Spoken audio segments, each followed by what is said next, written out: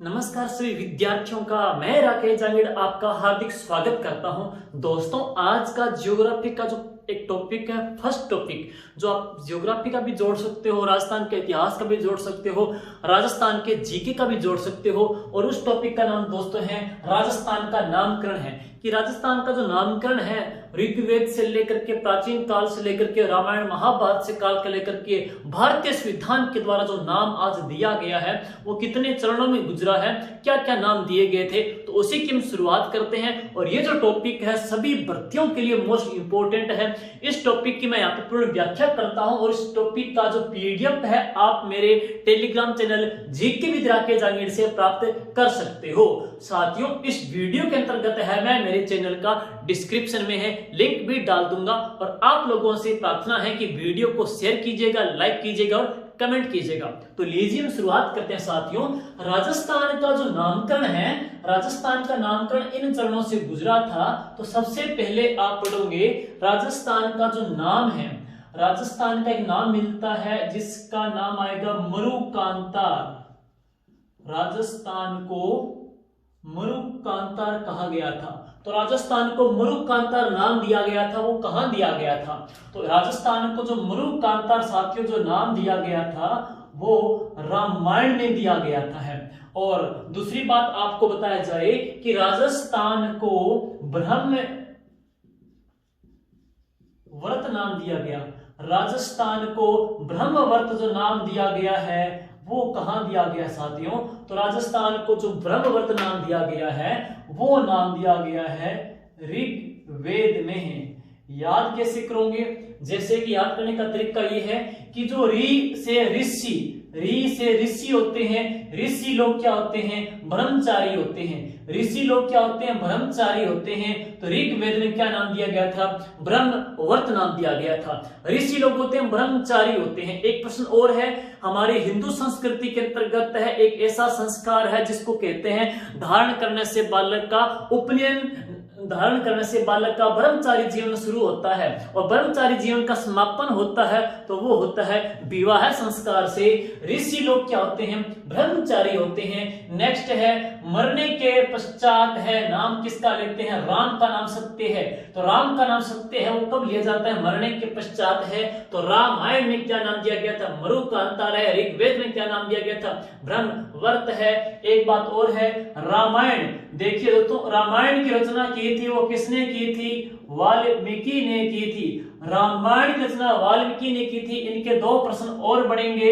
एक आएगा प्रश्न कलयुग का वाल्मीकि, तो कलयुग का वाल्मीकि या राजस्थान का वाल्मीकि कहते हैं साथियों हरिदास जी को। ये वही हरिदास जी हैं जिन्होंने एक संप्रदाय चलाया था जिसका नाम था निरंजनी। और निरंजनी संप्रदाय की जो पीठ पढ़ोगे आप गाढ़ा धाम नागौर के अंतर्गत है।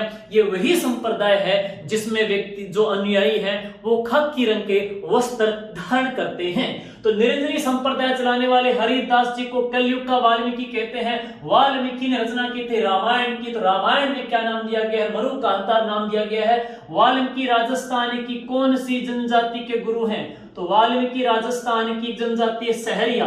साथियों, ये सहरिया जनजाति सर्वाधिक निवास करती है, 12 जिले में निवास करती है। और इसका एक प्रश्न आता है कि भारत सरकार के द्वारा घोषित राजस्थान की एकमात्र आदिम जनजाति कौन सी है? तो साथियों ये कौन सी है? सहरिया है। अच्छे से आप टॉपिक पढ़िएगा। टॉपिक एक है, क्वेश्चन बहुत सारे मिलेंगे आपको है।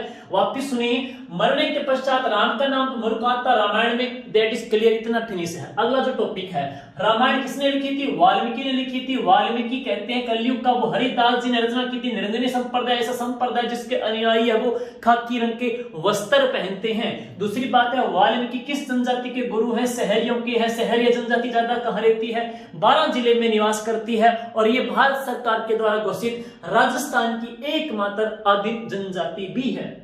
दूसरा, ब्रह्मचारी कौन होते हैं? ऋषि होते हैं। तो ब्रह्मवर्त नाम दिया गया था वो कहां दिया गया था साथियों? ऋग्वेद में नाम दिया गया था है। अब जो मेन बात आती है वो सुनिए, राजस्थान को एक नाम दिया गया था राजस्थाना दित्य। तो राजस्थान को नाम दिया गया था राजस्थाना दित्य। ये कहां दिया गया था? सुनिए, आप पढ़ोगे राजस्थान के अंतर्गत एक दुर्ग है साथियों, और इस दुर्ग का नाम है बसंतगढ़।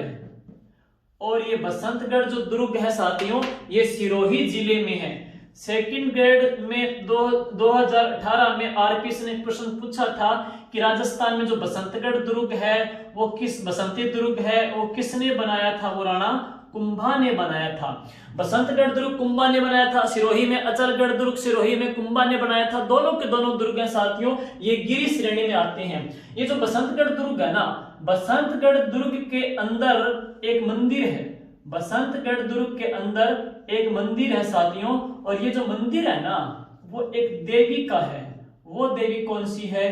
खिम्मल माता है। तो बसंतगढ़ दुर्ग के अंदर एक दुर्ग है, वो देवी कौन सी है? खिम्मल माता है। एग्रीकल्चर सुपरवाइजर भर्ती 2013 में क्वेश्चन पूछा गया था कि राजस्थान में खिम्मल माता का मंदिर कहां पे है? तो बसंतगढ़ सिरोही में है। और इस खिम्मल माता के मंदिर की जो दीवारें हैं ना, मंदिर की दीवारों के ऊपर लिखा गया है एक शिलालेख जिसका नाम है बसंतगढ़ का शिलालेख है। और ये साथियों बसंतगढ़ का जो शिलालेख है वो कब का है? 682 विक्रमी संवत का है। कौन से राजा के समय लिखा गया था? राजा वर्मलाल था। कौन से वंश का है? यह चावड़ा वंश का है। तो वापिस सुनिए, राजस्थान का नाम राजस्थान द्वितीय मिलता है वो बताऊंगा मैं बाद में। पहले क्या जानकारी है? दुर्ग कौन सा है?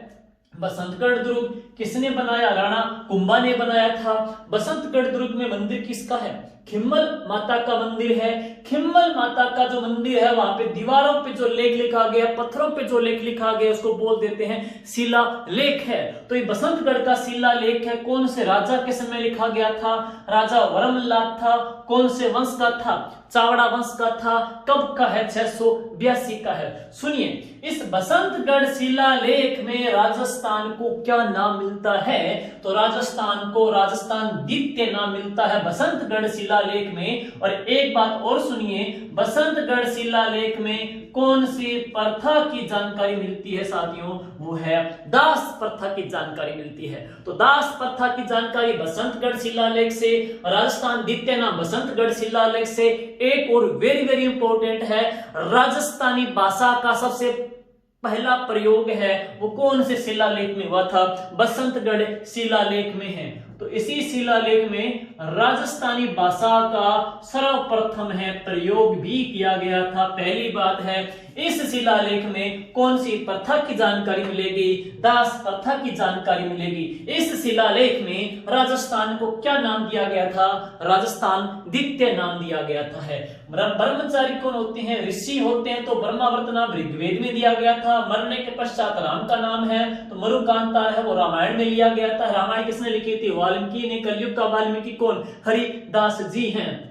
और राजस्थान द्वितीय नाम मिलता है बसंतगढ़ शिलालेख। बसंतगढ़ का शिलालेख किस देवी के मंदिर में है? खिम्मल माता के मंदिर में है। और इस शिलालेख में ये नाम तो मिलता है, एक प्रथा की जानकारी मिलती है। कौन सी? दास प्रथा की जानकारी मिलती है। और राजस्थान में दास प्रथा पे सबसे पहले जो रोक लगाई थी साथियों वो विलियम बेंटिक के प्रयासों से कोटा रियासत ने लगाई थी। सबसे पहले दास प्रथा के ऊपर रोक है। कौन से वर्ष? 1832 में ये रोक साथियों लगी थी है।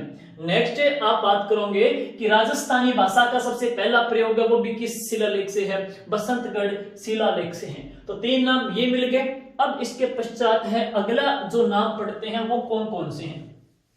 इसके पश्चात है नेक्स्ट जो नाम है, तो राजस्थान को ब्रह्मवर्त नाम, ब्रह्मवर्त नाम ऋग्वेद में है। राजस्थान को रामायण में क्या नाम दिया गया? मरुकांतर है। बसंतगढ़ शिलालेख में राजस्थान को क्या नाम दिया गया था? राजस्थान द्वितीय नाम दिया गया था। अब आगे सुनिए साथियों, राजस्थान को एक नाम दिया जाएगा, वो कौन सा है? राजपुताना। तो राजस्थान को जो राजपुताना नाम मिलता है, राजस्थान को जो राजपुताना नाम मिलता है वो कौन देता है साथियों?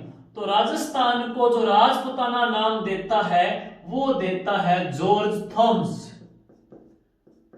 और कौन से वर्ष? 1800 ईस्वी में। और जॉर्ज थॉमस का संबंध है साथियों वो कहां से? आयरलैंड के ये रहने वाले थे। तो राजस्थान को राजपुताना, क्योंकि राजस्थान में बहुत सारी राजपूतों की रियासतें थी, तो इसको क्या नाम दिया गया, राजपुताना कहा गया था। राजस्थान को राजपुताना किसने नाम दिया, जॉर्ज थॉमस ने कहा था। कौन से वर्ष, 1800 ईस्वी में कहा था। और ये कहां के रहने वाले थे, आयरलैंड के रहने वाले थे। एक बात और याद करनी है आपको कि नीति निर्देशक तत्व है वो कहां से लिए गए थे, वो भी आयरलैंड से ही लिए गए थे। इसके पश्चात आप पढ़ोगे, इसने सिर्फ राजस्थान को राजपुताना शब्द बोल दिया, मुख से कह दिया, लेकिन इसने इसको राजपुताना कहा, इसका कोई लिखित प्रमाण नहीं मिलता है साथियों। अब आपसे पूछेगा कि राजस्थान को राजपुताना जॉर्ज थॉमस ने ही कहा था, इसका प्रमाण कौन देता है? तो इसने सिर्फ कहा था, लिखा नहीं था। अब क्या है, जॉर्ज थॉमस की साथियों मृत्यु हो जाती है। इनकी मृत्यु हमारे राजस्थान में होती है, तो इनकी मृत्यु हो जाती है। तो जॉर्ज थॉमस का एक फ्रेंड था, विलियम फ्रैंकलिन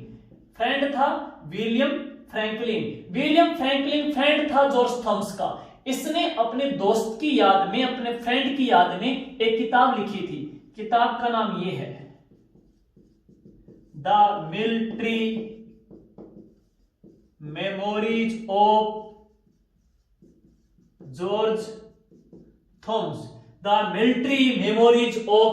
थॉमस, ये किताब लिखी थी। और इसने इस किताब में इस बात का उल्लेख किया था कि राजस्थान को जो राजपुताना कहा था, वो किसने कहा था, जॉर्ज थॉमस ने कहा था। अब दो प्रश्न आपसे पूछे जाएंगे। एक क्वेश्चन तो ये पूछेगा कि राजस्थान को राजपुताना कहा किसने, जॉर्ज थॉमस ने। लेकिन जॉर्ज थॉमस ने राजस्थान को राजपुताना कहा, इसका लिखित प्रमाण कौन देता है? तो वो देता है विलियम फ्रैंकलिन। और कौन सी किताब में देता है? तो किताब का नाम है military memories of George Thomas. एक बात और सुनिए, ये जो किताब है ना साथियों, ये जो किताब है वो प्रकाशित 1805 में हुई थी। और इसका जो प्रकाशन है वो किसने किया था? लॉर्ड वेलेजली ने किया था। लॉर्ड वेलेजली की बात आती है तो भारत में इसे सहायक संधियों का जनक कहते हैं। तो भारत में सहायक संधियों का जो जनक कहेंगे वो कौन है? Lord Wellesley. लॉर्ड वेलेजली ने ही इस किताब का प्रकाशन 1805 में किया था। तो 1805 में इस किताब का प्रकाशन तो हुआ था, लेकिन 1805 आपको दो दुर्गों का और प्रश्न याद करवाएगी। वो कौन सा है? बटनेर, और वो कौन सा है? लोहागढ़ दुर्ग है साथियों। तो लोहागढ़ दुर्ग भी 1805 से जुड़ा है, बटनेर दुर्ग भी 1805 से जुड़ा है। किस प्रकार सुनिएगा, 16 अप्रैल 1805 की बात है, 16 अप्रैल 1805 की बात है। बीकानेर का सूरत सिंह सेना लेके आया था, बटनेर को घेरा था, बटनेर को जीत लिया था। तो सूरत सिंह ने बटनेर को जीता था 1805 में, और उसी 1805 16 अप्रैल को मंगलवार का दिन था, हनुमान जी का दिन था, तो इसको इसने नाम दे दिया हनुमानगढ़ नाम दे दिया है। याद रहे 16 अप्रैल को मुंबई से ठाणे तक, महाराष्ट्र तक एक ट्रेन चली थी, और इसी वजह से ही 16 अप्रैल को रेल दिवस भी बनाया जाता है। आपको कमेंट में बताना है कि रेलवे है वो कौन सी सूची का विषय है, संघ सूची का विषय है, राज्य सूची का विषय है, समवर्ती सूची का विषय है। रेल अप्रैल 16 अप्रैल 1805 को बटनेर का जीता था सूरत सिंह ने, और 1805 को लोहागढ़ दुर्ग को घेरा था एक अंग्रेज था लेक ने इसके ऊपर, लोहागढ़ के ऊपर बम फेंके थे, और इस लोहागढ़ दुर्ग में जो बम है इस मिट्टी की दीवार में धंसकर रह गए थे, और इस दुर्ग को जीत नहीं पाए थे अंग्रेज है। तब लेक ने कहा था कि हमारी जो प्रतिष्ठा इस जाटों के किले में दब के रह चुकी है। तो वो दुर्ग लोहागढ़ पे आक्रमण 1805, बटनेर पे आक्रमण 1805, military memories of George Thomas का प्रकाशन भी है 1805 है। वापिस सुने, राजस्थान को राजपुताना कहा किसने? जॉर्ज थॉमस ने। 1800 ईस्वी में मौत हो गई, लिखित प्रमाण नहीं थे इसका फ्रेंड था कौन? विलियम फ्रैंकलिन ने किताब लिखी थी the military memories of George Thomas, और ये जो किताब है, इस किताब का जो प्रकाशन है वो 1805 ईस्वी में लॉर्ड वेलेजली ने किया था। लॉर्ड वेलेजली को भारत में सहायक संधियों का जनक भी कहते हैं। और इस किताब में इस बात का उल्लेख किया गया है कि राजस्थान को सबसे पहले राजपुताना तो जॉर्ज थॉमस ने कहा था। इसका लिखित प्रमाण है वो इस किताब से मिलता है। आगे सुनिए नेक्स्ट। तो ये नाम तो हो गए साथियों जो इन्होंने दिए हैं। अब मेन जो कथा है साथियों वो आएगी कर्नल जेम्स टोड को लेकर के है। तो कर्नल जेम्स टोड को लेकर के इतिहास में काफी प्रश्न बनते हैं और आज हमारा मेन जो फोकस रहेगा साथियों वो कर्नल टोड की हिस्ट्री को ही रहेगा है लेकर के है। अब सुनिए कर्नल जेम्स टोड की गाथा। Colonel James Tod, colonel James Tod की आप गाथा पढ़ोगे तो इसका जीवन परिचय पढ़ोगे साथियों। 20 मार्च 1782 से लेकर के 18 नवंबर 1835 ईस्वी। तो 20 मार्च 1782 को ये जन्मे थे और इनकी मृत्यु साथियों 18 नवंबर 1835 को इनकी मृत्यु हुई थी है। अब मैं आपसे प्रश्न आ जाए कि कर्नल टोड को जो इतिहास में उपनाम दिए जाते हैं तो उपनाम इनको बोल देते हैं क्या? इनको बोल देते हैं राजस्थान के इतिहास का जनक है और इनको बोल देते हैं घोड़े वाला बाबा भी कहते हैं। साथियों राजस्थान की जो हिस्ट्री है, पहले बहुत सारे साहित्यकार आए थे, सभी ने लिखने का प्रयास किया और अपने स्तर पे लिखी भी थी। कोई हाड़ौती में लिखी, कोई मारवाड़ी में लिखी थी, कोई ढूंढाड़ी में लिखी थी है। लेकिन राजस्थान की हिस्ट्री टू द पॉइंट यानी कि पहली शताब्दी से लेकर के जो आगे क्रम सीक्वेंस है उसके अकॉर्डिंग नहीं लिखी गई थी।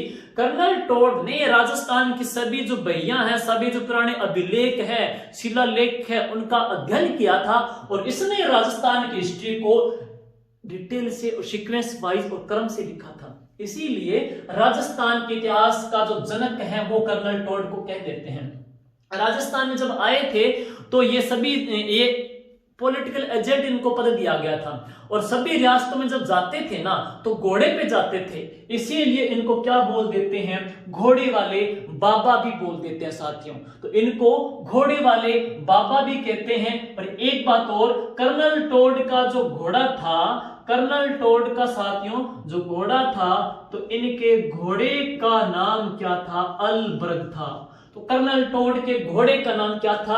अलबर्ग था। हालांकि मैंने इतिहास की जितने भी जो महिलाएं हैं, वीर योद्धा है, जितने भी जो देवता है, सिकंदर है, महाराणा प्रताप है, गौतम बुद्ध है, तमाम के घोड़ों के नाम का मैंने एक वीडियो भी बनाया है जो आप इसी प्लेलिस्ट के अंतर्गत आप देख सकते हो। उसमें कंप्लीट घोड़ों के बारे में जानकारी है। और याद करा दूं वापिस में, घोड़े की जो मजार है वो तारागढ़ दुर्ग अजमेर में है। घोड़े की छतरी है बलीचा का हल्दी घाटी के अंतर्गत है।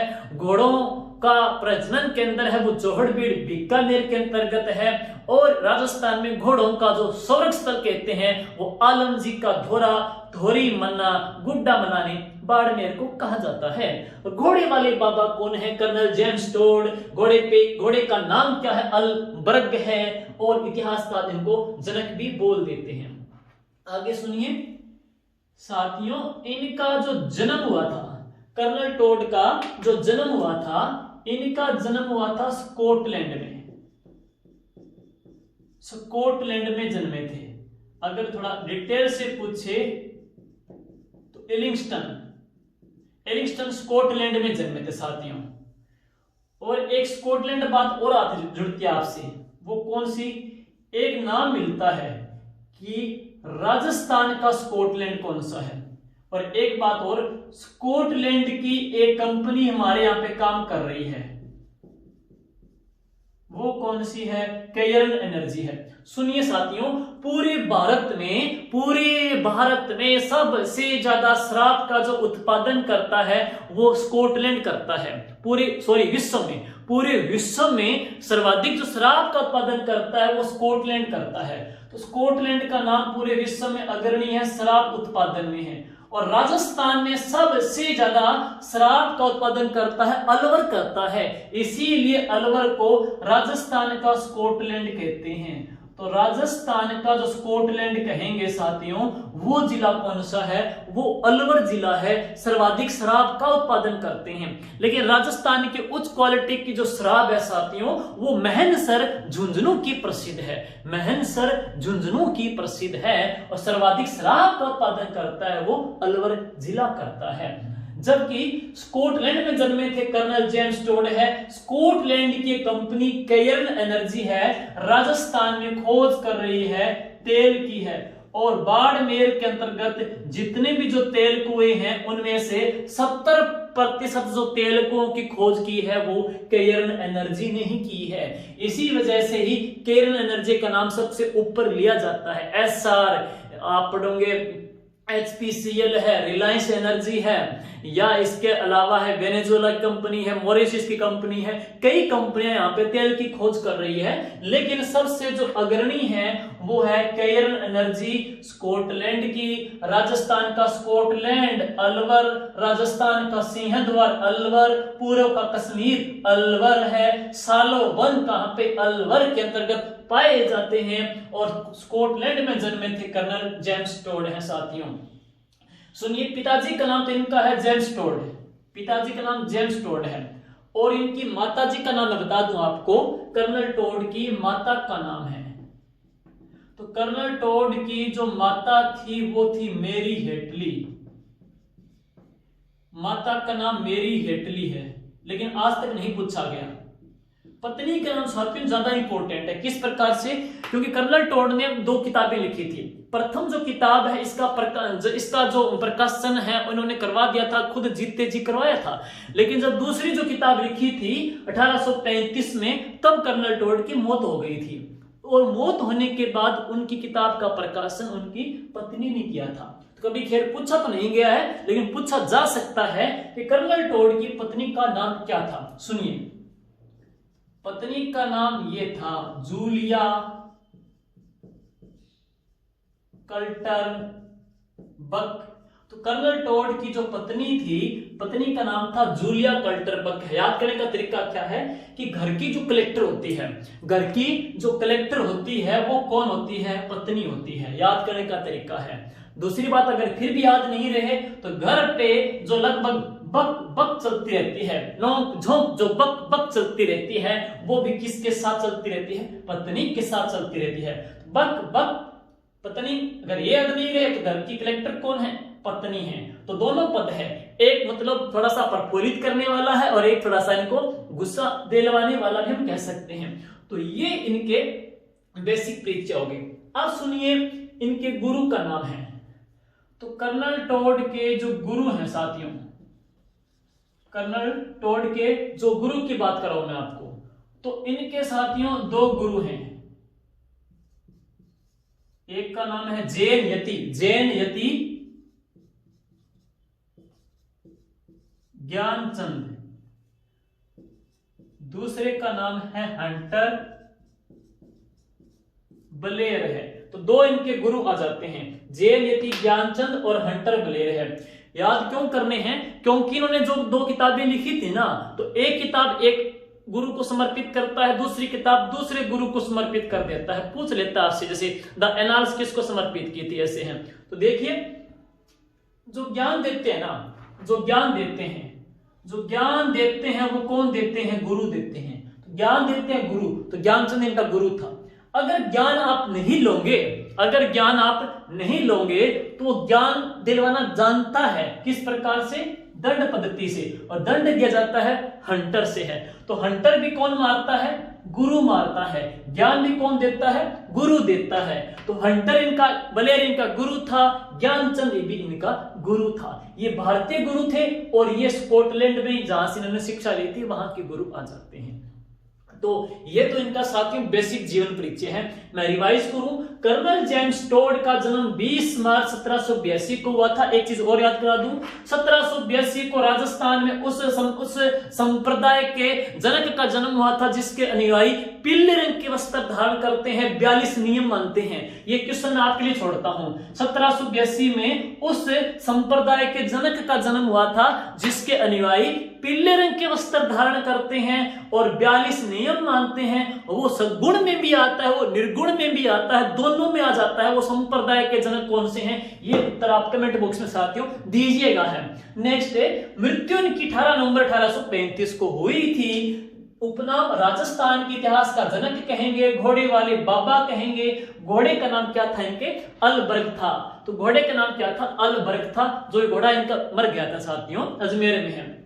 जन्म इनका स्कॉटलैंड में हुआ था। राजस्थान का स्कॉटलैंड अलवर को कहते हैं, क्यों कहते हैं, शराब उत्पादन के कारण कहते हैं। नेक्स्ट, स्कॉटलैंड की कौन सी कंपनी यहाँ पे तेल की खोज कर रही है, तो वो है केयर्न एनर्जी है। कहां पे कर रही है, बाड़मेर में कर रही है। राजस्थान में सर्वाधिक जो तेल के भंडार है वो बाड़मेर से मिले हैं। बाड़मेर को राजस्थान की दुबई या मिनी दुबई भी कहा जाता है साथियों।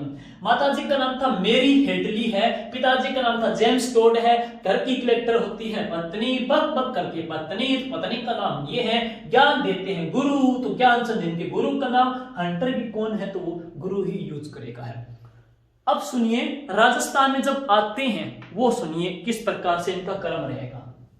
ये तो इनका जीवन परिचय है सिर्फ।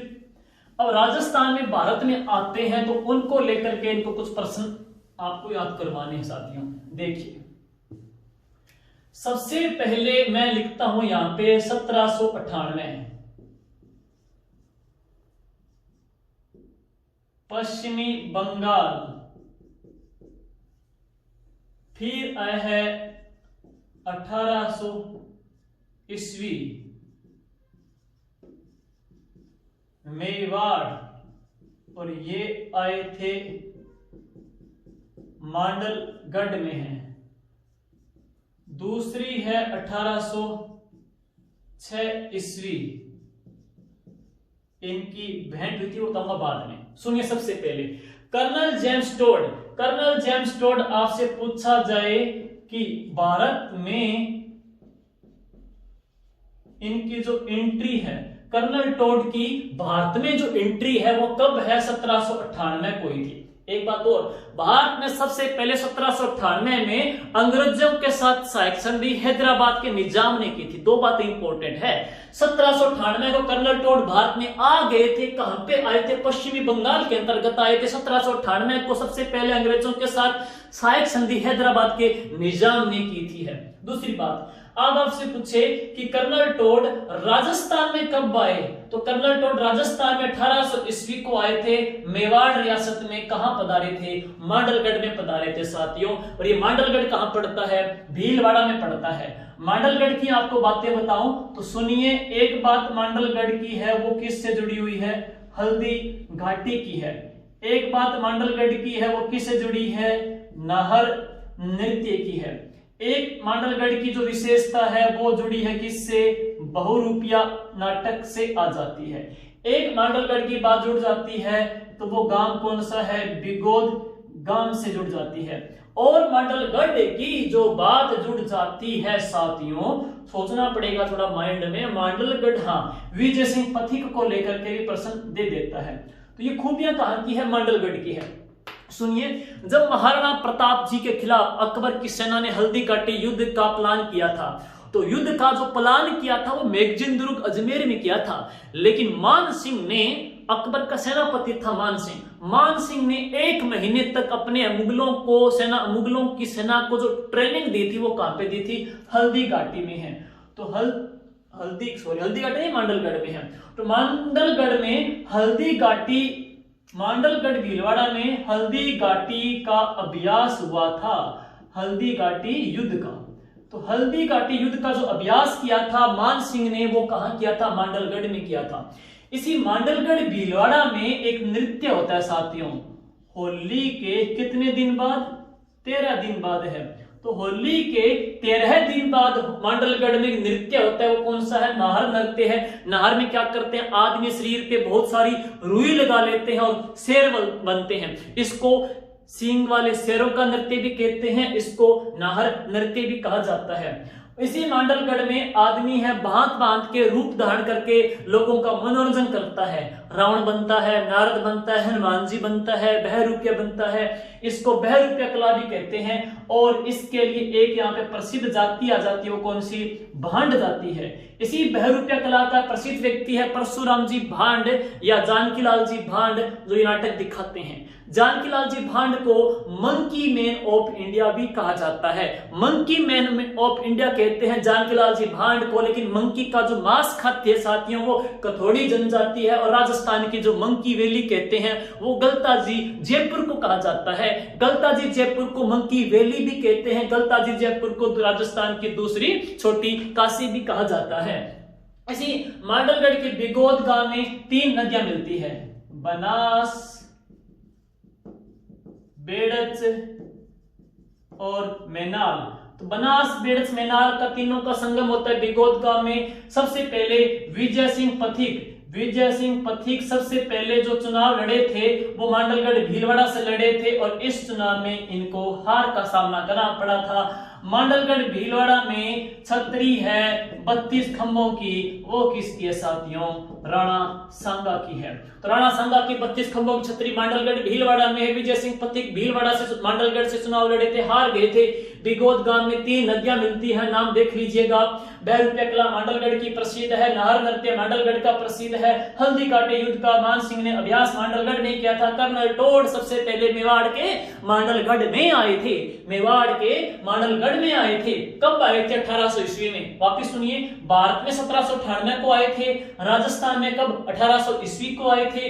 नेक्स्ट है 1806 ईस्वी में कर्नल टोड की जो भेंट हुई थी, कर्नल टोड की जो भेंट हुई थी, भेंट कौन सी जगह हुई थी? मांडलगढ़ में इनकी भेंट हुई थी। और भेंट हुई किससे थी? अपने गुरु से हुई थी, जिनका नाम है जैन यति ज्ञानचंद से है। तो कर्नल टोड की जो अपनी गुरु से जो भेंट है वो कब हुई थी? 1806 में इनकी भेंट हुई थी।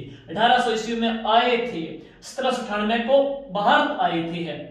अब आगे सुनिएगा, अगला जो प्रश्न पढ़ते हैं, अगला जो वर्ष पढ़ेंगे आप कर्नल टोड को लेकर के, आप पढ़ोगे 1813। 1813 क्यों खास है? क्योंकि 1813 को इनको एक उपाधि दी गई थी, वो कौन सी दी थी?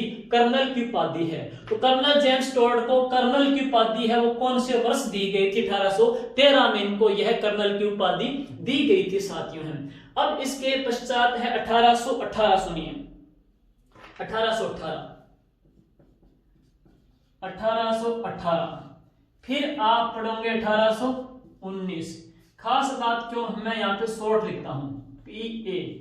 पीए का अर्थ है पॉलिटिकल एजेंट है। सुनिए साथियों, 1818 में 1819 में 1818 में 1819 में अंग्रेजों ने इनको पॉलिटिकल एजेंट की उपाधि दी थी और इनको पॉलिटिकल एजेंट बनाया था। तो 1818 में इनको पॉलिटिकल एजेंट बनाया था, कहां का? मेवाड़ का। और कहां का? हाड़ौती का। और अगले वर्ष 1819 में इनको पॉलिटिकल एजेंट और 2 रियासतों का बना दिया, मारवाड़ और सिरोही का। आपसे पूछा जाए कर्नल टोड कुल कितनी रियासतों के पॉलिटिकल एजेंट रहे थे, तो उत्तर आएगा 4 रियासतों के ये पॉलिटिकल एजेंट रहे थे, मेवाड़, हाड़ौती, मारवाड़, सिरोही। सबसे पहले पॉलिटिकल एजेंट 1818 में बनाया 2 रियासतों का, 1819 में इनको मारवाड़ और सिरोही का पॉलिटिकल एजेंट बना दिया था साथियों। अब आगे पढ़ेंगे, कर्नल टोड 1798 को भारत में आए थे, राजस्थान में 1800 ईस्वी को आए थे। 1806 में सबसे पहले इनकी भेंट ज्ञानचंद से हुई थी, जो इनके गुरुजी थे। 1813 में इनको उपाधि दी थी, कर्नल की उपाधि दी थी। 1818 में इनको मेवाड़ और हाड़ौती का पॉलिटिकल एजेंट बनाया था। 1819 में इनको मारवाड़ और सिरोही का पॉलिटिकल एजेंट बना दिया गया था। अब आगे देखते हैं नेक्स्ट, अगला जो देखते हैं, अगला कर्नल टोड को 1819 के बाद, 1819 के बाद साथियों 1822 वर्ष है 1822 और 1822 को कर्नल टोड वापसी लेते हैं, भारत से जाते हैं। तो कर्नल टोड भारत से जाते हैं 1822 को है। अब सुनिए 1798 से 1822 है, ये जो फैक्ट है वो भारत के संदर्भ में है। राजस्थान में आए थे 1800 ईस्वी में और यहां से गए कब 1822 में है। तो आपसे पूछेगा भारत में कर्नल टोड की जो यात्रा है भारत में कितने साल की रही थी साथियों? कर्नल टोड की जो यात्रा है भारत में रही थी 24 साल की यात्रा है। लेकिन कर्नल टोड की राजस्थान में जो यात्रा रही थी साथियों वो कितने साल की है? 22 साल है। तो राजस्थान में साथियों ये 22 साल रुके थे। और भारत की बात करते हैं, भारत में सबसे पहले 1798 को आए थे, तो भारत में इनकी यात्रा है 24 साल है। राजस्थान का एक ऐसा संप्रदाय भी है जिसके संत या प्रवर्तक हैं जिसने मात्र 24 साल की उम्र में जीवित समाधि ले गई थी। और 24 जो वाणियां लिखी थी वो रामदेव जी ने लिखी थी है। 24 वाणियां रामदेव जी की रचना है। मूर्णत नैणसी ने नैणश्री ख्यात में गुहिलों की कुल 24 शाखाएं बताई हैं। और राजस्थान के अंतर्गत 24 कोस की जो परिक्रमा है वो लोहागढ़ झुंझुनू की प्रसिद्ध है। 24 की बात करते हैं। 24 वर्ष की उम्र में जो समाधि ली थी वो गुरु गोरखनाथ जी के शिष्य की बात करेंगे, जसनाथ जी ने ली थी। नेक्स्ट है, देखिए जब वापिस जा रहे थे ना तो एक समुद्र की बात करते हैं। समुद्र में जा रहे थे, कश्ती में बैठे थे। कर्नल टोड है, कश्ती में बैठे थे, यहाँ पे है। और बात करते हैं इनको लेकर के कि एक शिलालेख था जिसका नाम था मानमोरी का शिलालेख है। और मानमोरी का शिलालेख साथियों कहां का है? चित्तौड़गढ़ का है। किन का है? यह मौर्य शासकों का है। और इसमें क्या उल्लेख दिया गया है? इसमें है समुद्र मंथन। देवताओं और असुरों ने क्या है? समुद्र का मंथन किया था। तो समुद्र मंथन का जो उल्लेख है वो मानमोरी शिलालेख में मिलता है। मानमोरी शिलालेख कहां का? चित्तौड़गढ़ का है। इस शिलालेख को कर्नल टोड अपनी कश्ती में नाव में रखा था और इंग्लैंड लेके जा रहे थे। लेकिन यह जो शिलालेख है बेकार का मानना कि इतना बड़ा शिलालेख है, पत्थर का है, वजन ही बहुत है, कश्ती को डुबा भी सकता है। तो उसने क्या किया? इस शिलालेख को समुद्र में फेंक दिया। इसको समुद्र में फेंक दिया। समुद्र मंथन की ही जानकारी देता है। कई बार पूछा है कि कर्नल टोड ने कौन से शिलालेख को समुद्र में फेंका था, तो वो कौन सा है? मानमोरी का शिलालेख है। तो साथियों अब ये जाते हैं घर पे, इंग्लैंड चले जाते हैं। वहां जाकर के रेस्ट करेंगे, आराम से कुछ दिन तक रुकेंगे। फिर ये क्या करेंगे? 2 किताबें लिखेंगे।